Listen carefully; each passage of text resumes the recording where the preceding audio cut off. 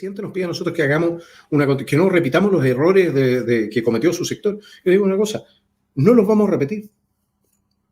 Porque nosotros creemos en la democracia y creemos en la libertad. Es decir, creemos incluso en el derecho a ser como son ellos. Es decir, cada uno como quiera. Lo que pasa es que no le vamos a entregar el poder para someternos a nosotros.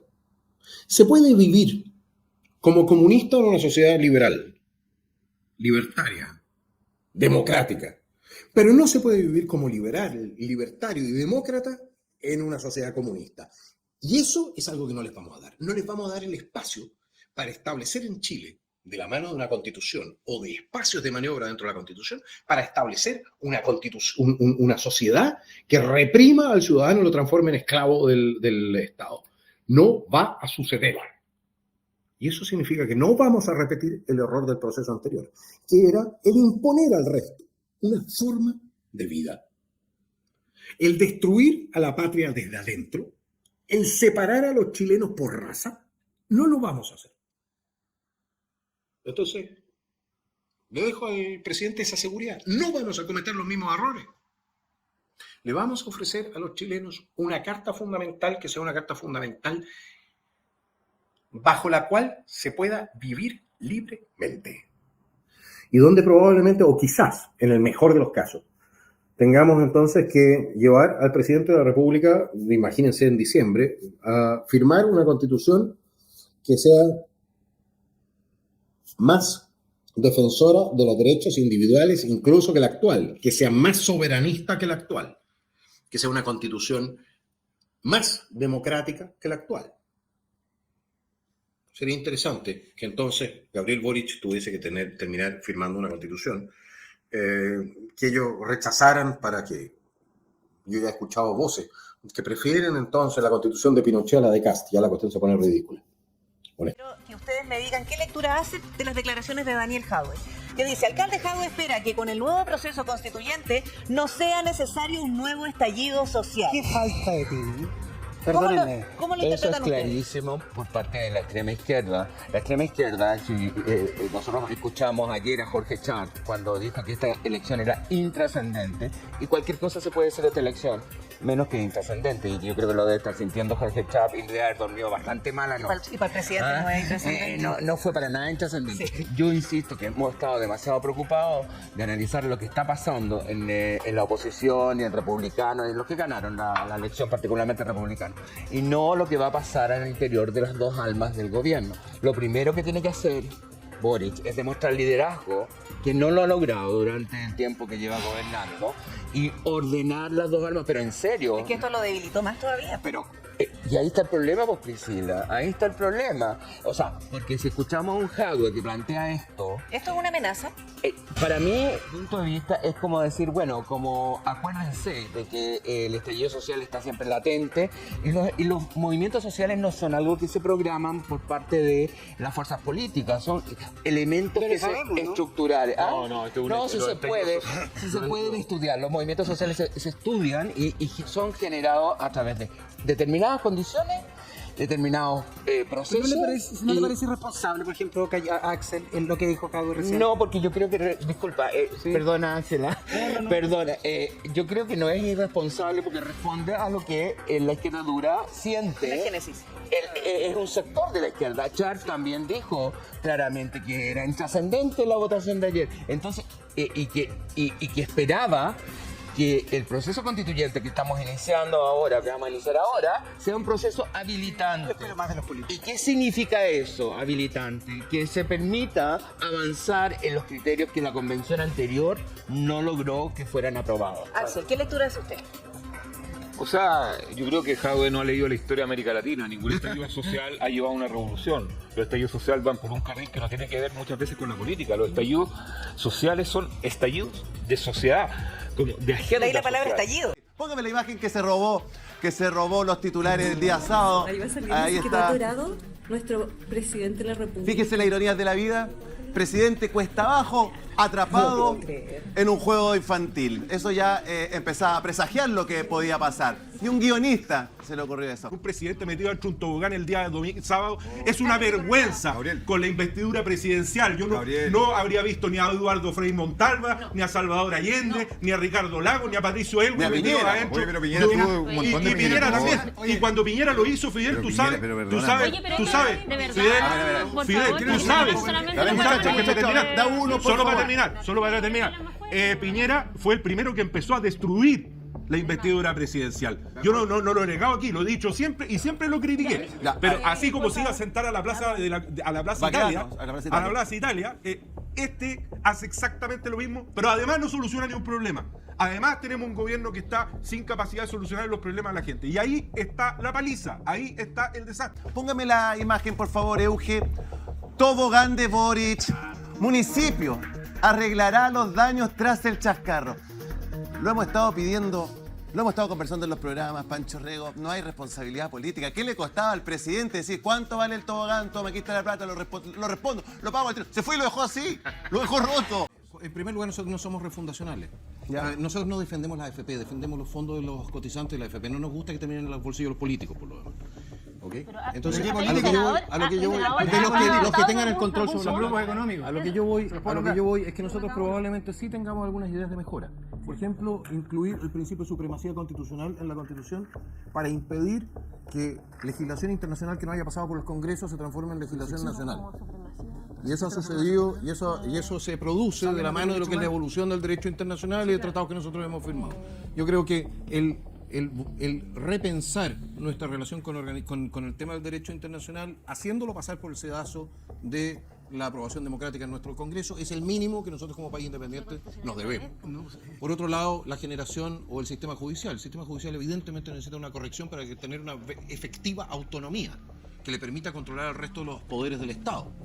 Y ese es un tema que tenemos que pensar, pero, cómo hacer la generación de Johannes, jueces, me gustaría etcétera. aquí- Pero nosotros no estamos inventando la rueda. Ya, espérate, Johannes, no vamos a aguántame, inventar algo que sea aguántame un segundito, antidemocrático, Johannes, ni porque mucho acá, menos. yo Se quiero acá cuenta pasarle la palabra a derechos usted. individuales, Mira, Euge, derechos fundamentales. Aquí vamos a hacer lo siguiente, porque aquí yo creo que hay mucho más temor que este lado de lo que pueda pasar con republicanos, ¿cierto? Y Chile seguro. Pero Fidel, por ejemplo, ¿usted qué le gustaría preguntarle a Johannes? sobre- No, es que recién él transparentó algo de lo que va a ser su posición.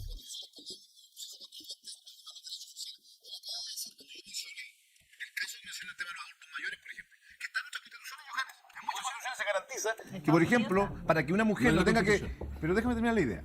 Para que una mujer no tenga que dejar de trabajar, porque allí se precariza obviamente un hogar, cuando la mujer deja de trabajar para cuidar.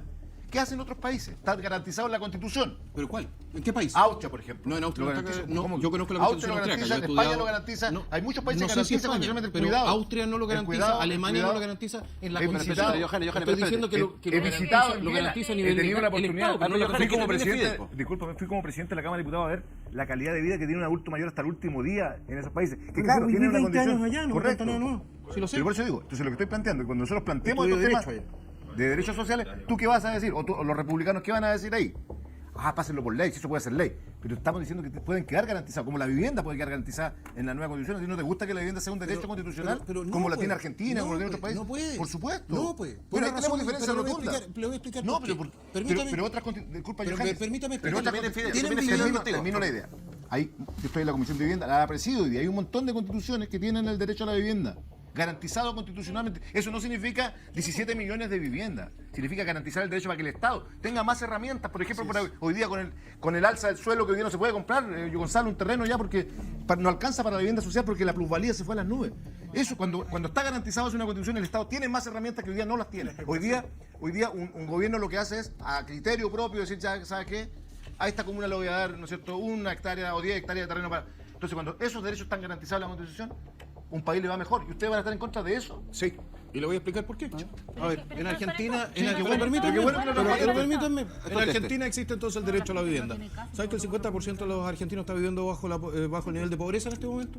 ¿Saben cuánta gente está viviendo sin casa en Argentina? Lo que pasa, y lo que yo trato de plantear es lo siguiente. Lo planteamos también en el primer proceso constitucional. La Constitución es una varita mágica.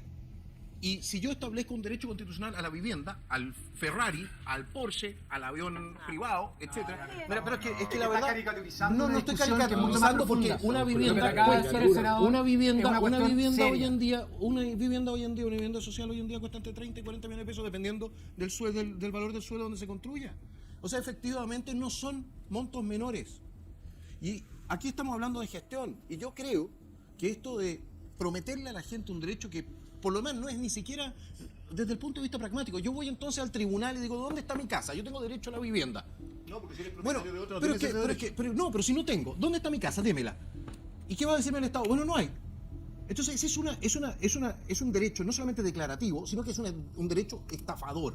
No, que sirve para mentirle a la gente respecto de algo otra que... cosa. No, es que el derecho social, por lo social demás, se funda en la capacidad económica del Estado. el derecho social va siempre que se asegure per se. El derecho social va siempre a costa de los derechos individuales. ¿Por qué? Porque, por ejemplo, el derecho social va siempre a costa de los derechos individuales. Porque todos los derechos sociales tienen que ser pagados por los individuos. ¿Y quiénes son los individuos que pagan esto? Los que pagan el IVA, por ejemplo, los más pobres, que hoy día están pagando ya 3 meses de su ingreso. Sería bueno que le dijera al a José Estado. Antonio Disculpe, si me deja contigo, Gustavo, los que pagan el impuesto Saca al su dinero de la combustible, Virgen. los que están pagando entonces bueno, el viaje del señor presidente de la República, súper ecológico, el solito a votar a Punta Arenas en vez de cambiar su domicilio electoral acá. Entonces, mire, nosotros tenemos 85 mil millones de dólares de presupuesto estatal este año.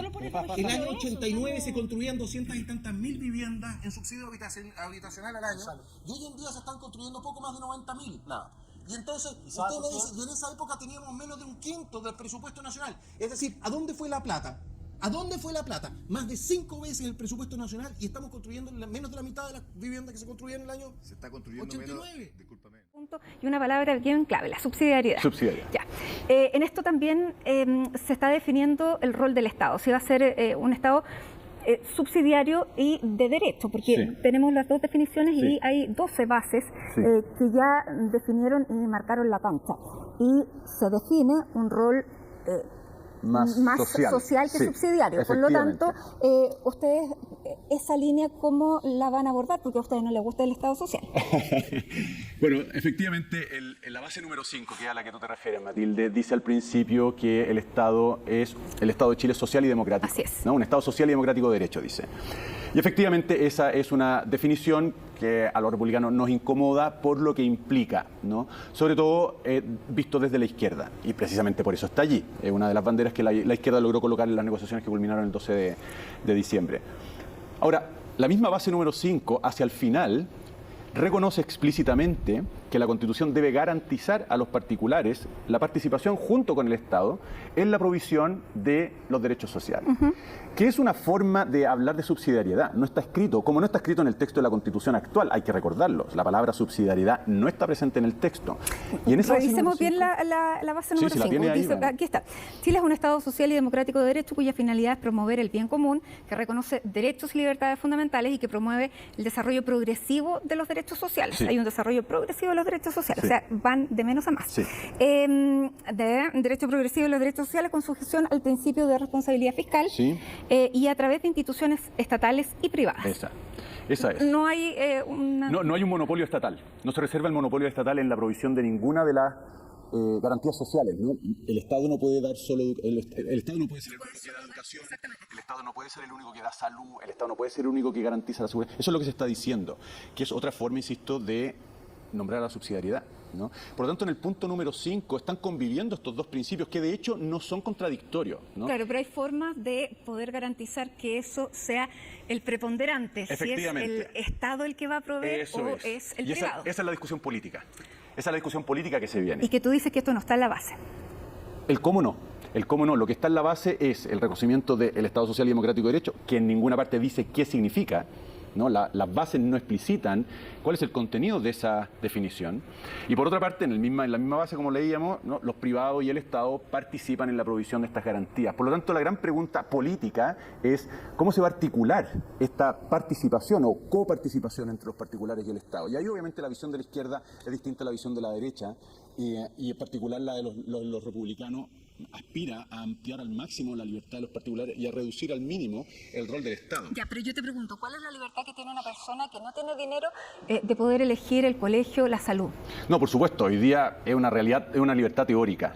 Ahora, la pregunta es, ¿que el Estado provea es el mejor camino? Y además que si el Estado es quien le provee, ¿le garantizamos libertad? No tiene libertad. Tampoco tiene ahora. Efectivamente, no tiene libertad de acuerdo a sus ingresos. Efectivamente, entonces yo creo que ahí, o sea, definitivamente hay un desafío. O sea, lo primero que quiero aclarar es que los republicanos somos tremendamente conscientes del diagnóstico en estas materias tan sensibles como son la salud, la educación, la seguridad social. Lo que pasa es que no creemos que el Estado lo vaya a hacer mejor, pensando en las personas, ¿no? Porque la discusión sobre la seguridad social o las ISAPRES, por ejemplo, vamos a la seguridad social, se alude mucho a las bajas pensiones, ¿no? Lo que está implícito en la crítica es que si el Estado lo hiciera, tus pensiones serían más altas. Si tuviera otro sistema de, digamos, de administración y reparto. Efectivamente, pero ¿quién te garantiza eso realmente? Es un acto de fe, creer que si el Estado se hace cargo de la seguridad social... A través de algún mecanismo que se discuta y que se ponga sobre la mesa antes de hacer una reforma, por ejemplo. Claro, y eso es política. Y sobre eso caben visiones diferentes, legítimas dentro de un Estado de derecho. Y eso es precisamente lo que vamos a debatir en el Consejo Constitucional. Y por ejemplo, porque dentro de tus definiciones y de lo que eres tú, eres un abogado constitucionalista de la Universidad Católica, que además la segunda vez que le gana a la UDI, al gremialismo, porque primero le ganaste en la universidad, pero también eres una persona muy católica, sí. Eres numerario del Opus Dei, y yo digo, como una persona católica le puede no estar de acuerdo con la solidaridad en el sistema, como por ejemplo las pensiones, como la salud. Claro, no, yo la solidaridad me parece estupenda, solo que no me parece que haya una sola manera de hacerlo. Y definitivamente... ¿Y cuál sería la propuesta? No, yo no tengo una propuesta en esta materia. No tengo una propuesta técnica sobre cómo resolver el problema de la seguridad social, ni el problema de la salud, ni el problema de la vivienda, ni el problema del medio ambiente. Lo único que tengo claro a la hora de diseñar una constitución es que el principio fundamental es que no le puedes entregar el monopolio al Estado. Para mí esa es la clave, es la piedra angular del diseño que yo quiero plasmar en la nueva Constitución.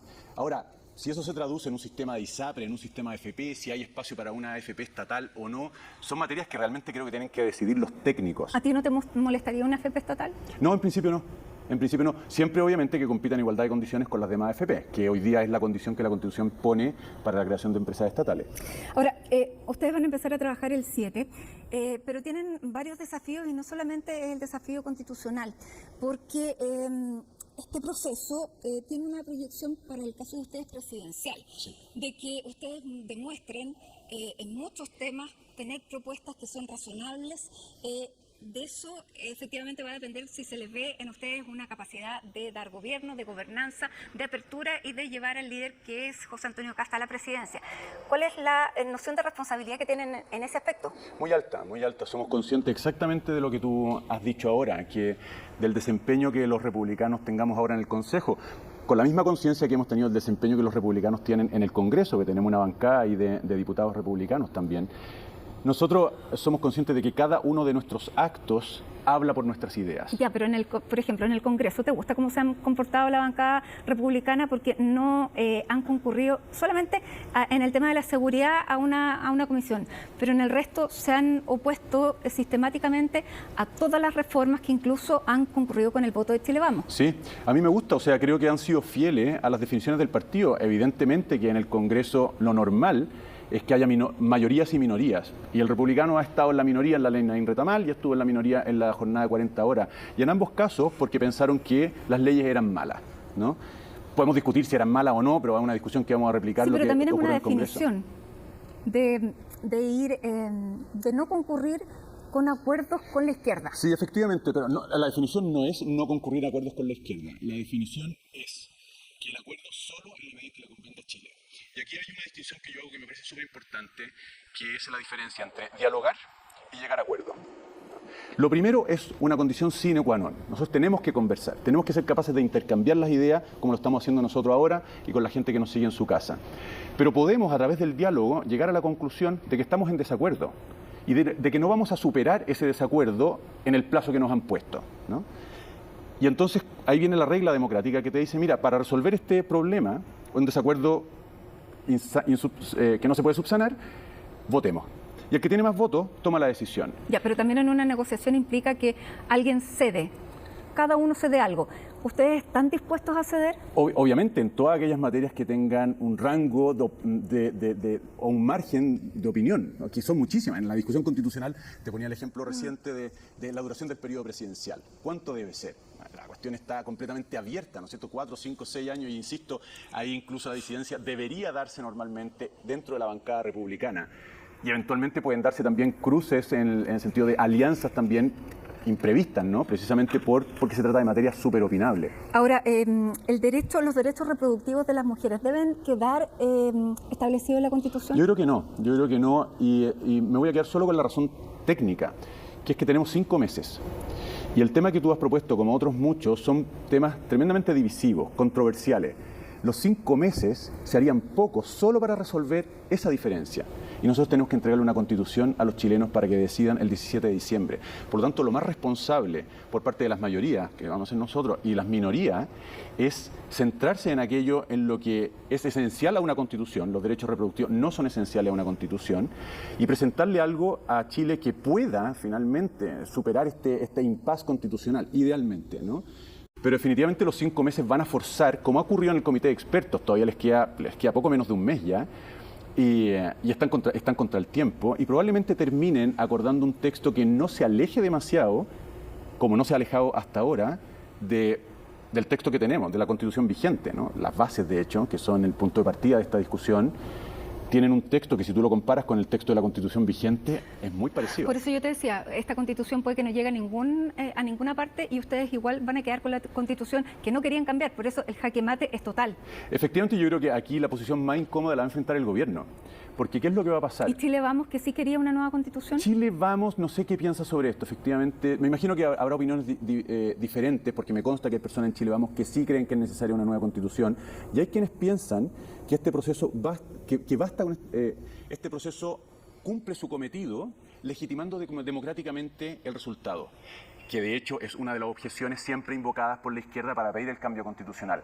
¿Qué es lo que va a pasar? Vamos a probablemente a tener un resultado al final de este proceso que no se aleje demasiado de la Constitución vigente. Y la pregunta es, ¿cómo se va a parar el gobierno frente a ella? ¿Va a llamar a aprobar o va a llamar a rechazar?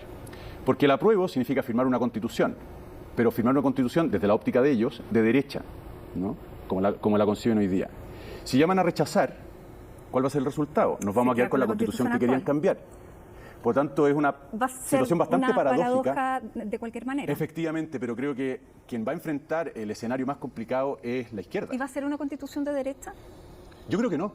Yo creo que la Constitución que tenemos no es de derecha. Insisto, el diagnóstico que se instaló, no sé si lo conversamos nosotros, pero el diagnóstico que se instaló semanas después del estallido, señalando a la Constitución como el origen de todos nuestros males, yo no lo comparto y no lo compartimos los republicanos. Creemos que hay un diagnóstico errado, creemos que hay un aprovecharse de la situación social, ¿no es cierto?, para reemplazar un texto que hasta ahora ha impedido lo que naturalmente impide una Constitución, que es que las minorías crezcan en desproporción a las mayorías.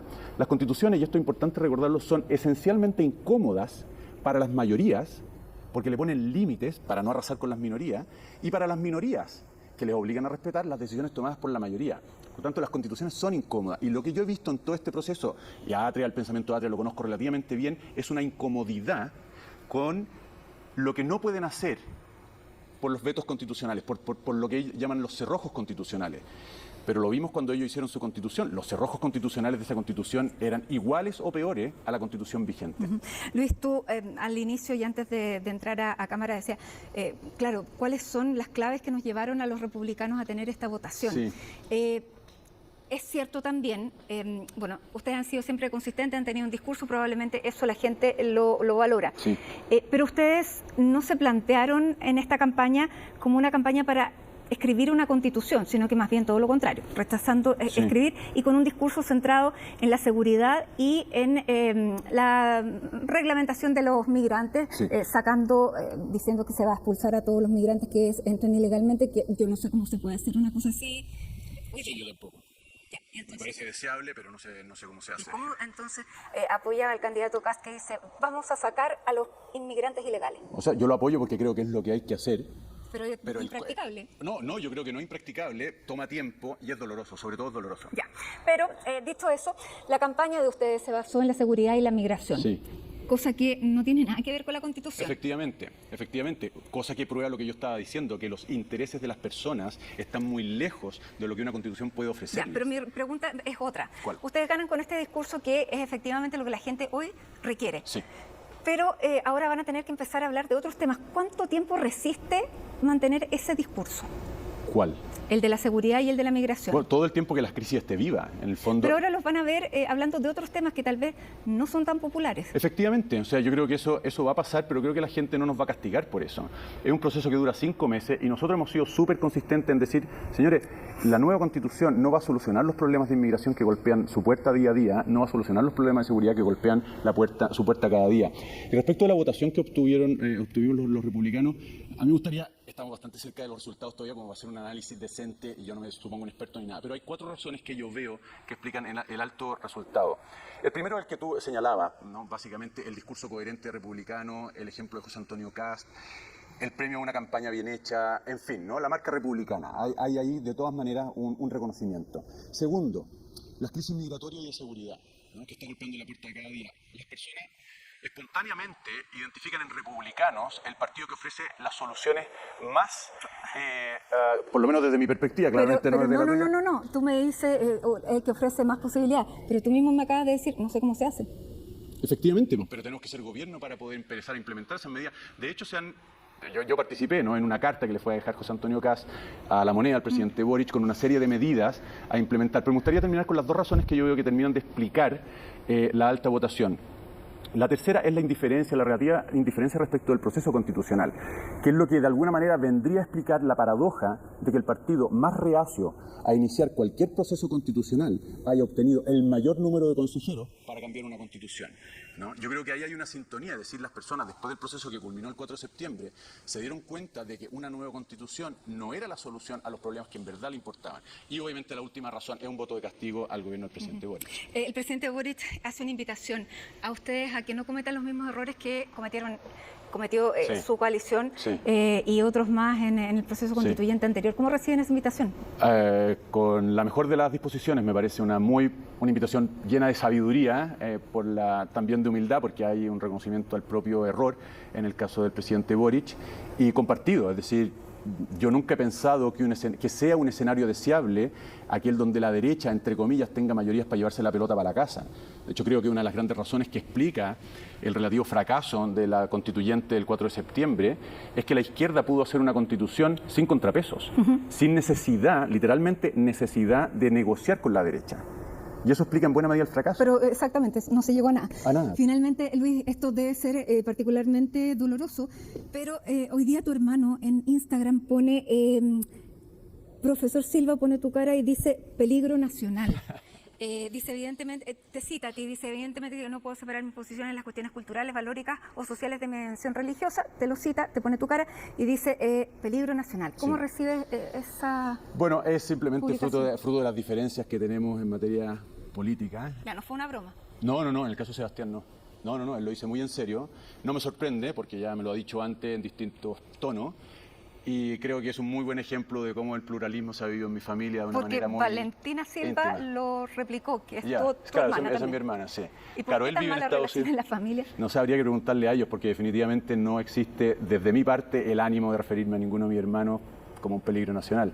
Pero aprovecho esta oportunidad de dejar muy en claro que el cariño a mi hermano y la admiración por él es total. Cineasta, director de la película La Nana, entre otras cosas. ¿Duele? Un poco, sí. Bueno, bienvenido a la política. Dejemos de decir, por favor, que el proceso anterior fracasó. No, va a haber una el proceso anterior lo hicieron fracasar, que es muy distinto. Sí. ¿Cómo eso lo hicieron Porque fracasar? la crítica que hace Marcelo acá, diciendo que el proceso anterior fracasó, no Marcelo, ustedes lo hicieron fracasar. Sí. Tu sector los político lo hizo fracasar. los constituyentes del proceso anterior. Porque ahí tú tenías en el Frente Amplio una bancada de 17 convencionales. Fernando Atia, Jaime Baza, Jorgito Banadí, Giovanna Roa, la y después tenías otra bancada muy grande, que era la del Partido Comunista, ¿cierto? Y ahí estaban convencionales, no era tan grande la bancada, pero ideológicamente eran muy influyentes. Yo trabajé ahí, Marco Barraza, la Bárbara Sepúlveda, articuladores de los grandes acuerdos al interior de la izquierda. Y después tenías la bancada socialista, que era la segunda más grande dentro de la convención, 16 convencionales. Patito Fernández, Tomás Laibé, Ricardo Montero, ¿le suena, cierto? Ricardo Montero, ¿dónde está trabajando ahora? Parece que el jefe de gabinete de Y Barraza en la Municipalidad de Santiago. Acaba de llegar, el jefe de gabinete. Entonces, cuando Marcelo dice acá en un panel, mira, es que nosotros no conseguimos esos 20 consejeros para poder oponernos, y eso está mal porque no vamos a poder impedir o bloquear ciertos acuerdos que adopte el Partido Republicano, me hubiese encantado esa misma crítica en el proceso anterior. Pero te quedaste callado. Y se quedaron callados, como sector político, porque tenían ¿cuántos votos en el proceso anterior? 117. Y necesitaban 2/3 para lograr el acuerdo. ¿Cuánto era eso en la práctica? 103. Y ahí yo no los vi hablando. Y ahí se pasaron a su amigo Pepito Toro, que está al lado. ¿Qué hicieron con Luis Barceló, con Miguel Ángel Boto, con Fuad Chaí, con Felipe Arbue, con Rodrigo Loga, con Agustín Esquela, con Eduardo Castillo? Compadre, nos vemos para la casa. Oye, muchas gracias por los últimos 30 años, muchachos, pero nos vemos. Eso fue lo que pasó en la práctica en la convención. Entonces, cuando a mí me vienen a decir, es que el proceso anterior fracasó, no, muchachos, ese gran problema que tiene el Frente Amplio. Se la pitearon. Y se la pitearon ustedes. Porque ustedes tiraron el tejo pasado, porque ustedes nos querían dividir en 12 plurinaciones, porque ustedes cambiaban el Poder Judicial por sistemas privados de justicia, porque ustedes eliminaban el estado de excepción constitucional de emergencia, porque ustedes sacaban a Carabineros, porque ustedes sacaban a la Policía de Investigaciones, porque ustedes establecieron catálogos diferenciados de derechos, porque ustedes modificaban el sistema de peso y contrapeso, porque ustedes establecieron autonomías regionales. Yo te puedo seguir, porque realmente ese texto era un desastre jurídicamente. Por lo que tú lo mires. Entonces, cuando hablemos del proceso anterior, yo le pido con cariño a los amigos del Frente Amplio que digan, nosotros reventamos el proceso anterior, ¿ya? Para que hablemos chileno y para que nos entendamos. Sí. Porque el proceso de ahora es distinto. Y el proceso de ahora, ustedes más encima son tan caraduras que están diciendo es que ahora republicanos tienen la responsabilidad de llegar a los acuerdos. Pero si tú la tuviste, no seas cara dura. De verdad, no seamos verseros políticamente, seamos responsables. La educación pública es un gran tema. Es curioso que cuando la gente logra salir de la pobreza y llega a ser clase media, lo primero que quiere es un colegio particular pagado. Por lo tanto, mi pregunta es, pensando, ¿le hemos preguntado a la gente lo que realmente quiere? ¿O estamos tratando de imponerle a algo que la gente no quiere a la fuerza? Y eso es una muy buena pregunta, porque efectivamente las personas que pueden pagar, cuando pueden hacerlo, prefieren un sistema que los atienda mejor. Partamos por el punto que el Estado es un muy mal prestador de servicio, por decir nulo, por decir pútrido. No basta la cobertura y tampoco bastan las instalaciones, porque uno podría tener colegios como los Open Air, que no tenían ni siquiera edificios y tenían gran educación. La educación no está en el edificio, la educación está en el individuo y en su autoeducación. Es más, educación gratuita de calidad. O sea, aunque personajes dentro de la política de izquierda que no le hacen ningún favor al gobierno. Yo, si fuese presidente de la República, lo llamo a mi oficina y le digo, yo te agradezco infinitamente tu apoyo, pero no quiero que hables nunca más durante 3 años. Nunca más. Nunca más. Porque cada vez que tú hablas y otras personas como tú hablan, lo que hacen es destruir mi gobierno. Ustedes se la dejan rebotando a los de derecha, rebotando. No quiero que vuelvas a hablar. Ni tú ni la otra fea. No, por ningún motivo. Por ningún motivo. Porque cada vez que habla, pues, deja la calle. Mira, Pati, yo mandé el video de... Esto pasó ayer. Mandé el video de Stingo haciendo sus descargos en su programa. Es que, Patricia, es para mearse de la risa. Este hueón está... Es que realmente, Daniel, con todo el cariño del mundo, miren, es que ver. O sea, olvídate, pero es que además con una... La pica y la ira se le salían, era una cosa así como ya, pero terrible. ¿Pero qué le pasa? ¿Qué le hicieron a él cuando niño? ¿Quién le pegó? ¿Quién lo maltrató? No lo sé. La verdad las cosas es que yo no creo que una constitución se pueda hacer como se está haciendo. Y no he creído desde hace rato, no solamente ahora. Así que no estoy cambiando mi opinión. Pero además yo quiero llegar y venir aquí, no a nombre, pero sí para tratar de representar a 4 millones de chilenos. 4 millones de chilenos que son 2 millones que votaron blanco nulo y son al mismo tiempo 2 millones más eventualmente que votaron o por la lista del PDG o por la lista Todos por Chile, que no tienen representación en este Consejo. Eso no es poco. Chile, más que está dividido hoy día en esta convención por 2 mitades, está dividido en 3 tercios. Nuevamente esos porfiados 3 tercios. Y la verdad las cosas es que eso va a ser lo que va a gatillar la elección, efectivamente, a mi modo de ver el plebiscito en diciembre. Yo, si tú me preguntas a mí en corto, yo veo que este proceso constituyente está muerto. Yo veo esa la verdad, y no quiero ser aguafiesta en ese punto. Pero no está ni empezando y lo está matando. Hay ciertas cosas que yo no te puedo dejar pasar. Porque tú atacaste este programa. Que me ataqué a mí me da lo mismo. Date un gusto conmigo, compadre. Trapea el piso conmigo si querés, me da lo mismo. Di lo que queráis de mí. Tíldame de Pedro Picapiedra, como te gusta hacerlo en redes sociales, con esa falta de respeto habitual que tú tienes por el que está al frente tuyo. Pero tú le faltaste el respeto a este programa. Y tú dijiste que Sin Filtro no te invitaba porque era un programa financiado por Sebastián Piñera. Yo te digo aquí ahora que son mentiras. Y te increpo directamente para que tú acredites frente a las cámaras, frente al pueblo de Chile, frente a la gente que le dio ese copivo de oro a Sin Filtro, a que me traigan las pruebas de que este programa es un programa financiado por Sebastián Piñera. ¿O es una mentira, Tomás? solo para zanjar esta polémica y Ahora, estos yo tengo tweets que decir cruzados. algo, Gonzalo. Que nos toca a nosotros. No, porque Tomás, tú necesito la dijiste en respuesta. algún momento Necesito la respuesta. a Derecho Pancho Rego Rego. que este programa lo financiaba Sebastián Piñera. Me imagino que dijiste como modo de chiste, como dentro de una tuiteada. ¿Una mentira? ¿O tú crees eso de verdad? Porque, O sea, porque yo te puedo responder, eso no o es sea, así, mira, y no está ni cerca. Es que ¿no? ¿sabes lo que pasa? Es una Es que no mentira. tiene que ver con los financistas directos. Sebastián Piñera hasta el día de hoy está interviniendo en este proceso. Y en el mundo de ya, ustedes perfecto. absolutamente activamente. O sea, si hay un grupo que tiene interés en el proceso constituyente, una derecha económica eventualmente. Pero en relación, yo puedo entender el eufemismo que trata Jocelyn Holt de generar con la declaración de Sebastián Piñera, inversionista de todos los movimientos políticos en nuestro país. Pero desafortunadamente, déjame decirte que no es así. Este partido tiene, este programa tiene personas que yo afortunadamente y con mucha gracia conozco hace muy poco y me ha dado una gran inspiración de volver a estar sentada acá una y mil veces si es necesario para representar los intereses de esa gente que tú dices que representas, pero Jocelyn, no es así. ¿Sabes por qué? Porque ese voto de nulos y blancos no representa al que no quiere la Constitución o al que sí quiere la Constitución. El nulo y blanco dice nulo y blanco, nada más. Ya. El que está rechazando o no fue a votar o votó por republicano en contra de ustedes, porque hay que decirlo, es en contra de la izquierda. Acá pam vino y las cosas como son. Y hay mucha gente que tenemos que, por favor, Dios santo, y lo pido así al mismo profeta del profe Silva, que vuelva a la educación cívica para que el día de mañana, en vez de estar pensando que si sí o si no, que fue o que fa, tengamos gente educada que sepa por qué está votando. Ya.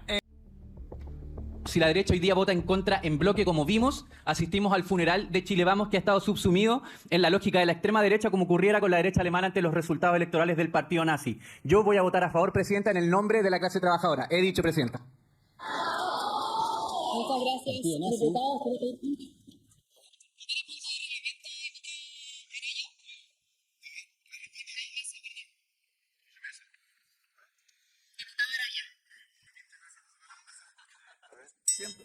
Presidenta, usted tiene como misión mantener el orden y hacer que incluso la ultraizquierda respete las normas mínimas de convivencia acá adentro. Solicitamos que se borre el acta ese insulto porque estamos muy lejos de ese tipo de agrupaciones. No somos socialistas, los socialistas están allá, no somos estatistas, los estatistas están allá, somos demócratas, somos republicanos. Ya. Ahí está un poquito el ambiente, cómo está la temperatura al interior del Congreso. Giovanni, ¿qué te parece? Está clarito, pero sí está clarito. O sea, mira, a ver, las declaraciones de Guillermo Tellier, uno se queda con el titular, lo que dijo en el mostrador, pero abajito dice, nos perjudicó el sistema de elección senatorial. O sea, ¿qué pretende? ¿Un sistema que les facilite a ellos llegar al poder? ¿Qué es lo que espera la izquierda? Mira, yo soy de derecha, ni de centro derecha, ni de extrema derecha, yo soy de derecha, clarito. Y yo te quiero decir que hay intelectuales de derecha que fueron muy ingenuos, porque promovieron este nuevo proceso constituyente creyendo que de esta forma se iba a cerrar este debate. Y eso no es así. A ver, ¿tiene nombres? Vamos a estar, da lo mismo, vamos a estar permanentes, intelectuales, no políticos, vamos a estar permanentemente en este debate sobre qué sociedad queremos vivir. La sociedad que propone Convergencia Social, el Partido Comunista, es una sociedad con una democracia hegemónica, no con una democracia liberal. Por eso le hice la pregunta a Agustín Laje. La democracia liberal permite todas las expresiones y se compite. Y en las elecciones se gana y se pierde, yo perdí y asumo mi derrota. Mis posturas han perdido. O sea, perdóname, pero ¿qué estás tomando? Nosotros respetamos los acuerdos. Que él haga un análisis, que el Tellier haga un análisis Perdona, del sistema electoral, eso es otra cosa. Giorgio Jackson felicitó a los estudiantes que se saltaban el torniquete. ¿Eso es respetar las normas? Respóndeme, te doy la palabra. Te doy las palabras. Giorgio Jackson en un tuit dijo, grandes cabros, cuando los estudiantes, gracias muchachos, cuando los estudiantes se pasaban el torniquete. ¿Eso es respetar las normas? Tiene la palabra mi querida Claudia. Estás haciendo una analogía que no corresponde, porque claramente... Pero ¿sí o no? Claudia responde. Estás haciendo una analogía que no corresponde. Primero que nada, quiero decir que adoro a Andrés Giordano, no por sus declaraciones porque son de él, sino que porque compartimos una historia de dirigencia sindical juntos. Él era dirigente de la CUT y yo era... ¿Estás de acuerdo que los trate de nazi? No estoy hablando de eso, estoy contando que con Andrés fuimos compañeros dirigentes sindicales, yo representaba pero se a los equivocó, jóvenes pero de se la equivocó. NEC, siendo vieja, representaba a los jóvenes de la NEC, y él representaba a la Claudia, no se me vaya por la rama. ¿Usted está de acuerdo que los hayan tratado de nazi o no está de acuerdo? Mira, la otra vez yo le dije a Rabinete en este mismo programa que su propuesta era nazista, no que él era nazista, que son cosas distintas.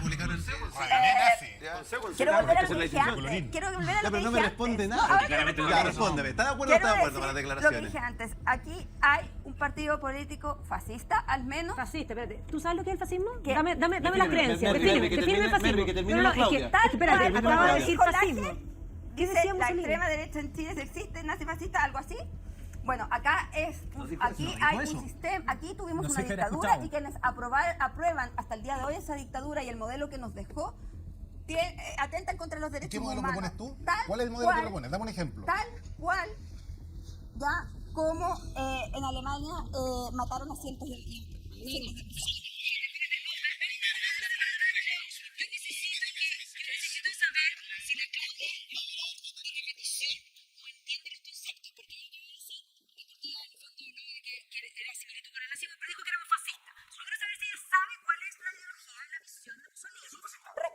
¿Qué es un fascista? Y por eso, cuéntame cuál es la creencia de Mussolini para saber si tú estás usando un término adecuado o simplemente estás repitiendo, porque me parece que no quiero creer que tú pienses que nosotros creemos que todo tiene que estar en el Estado y nada puede estar fuera del Estado. Por favor, que lo defina, Eso es lo que decía Mussolini. En palabras Entonces, simples, yo creo que no estás entendiendo.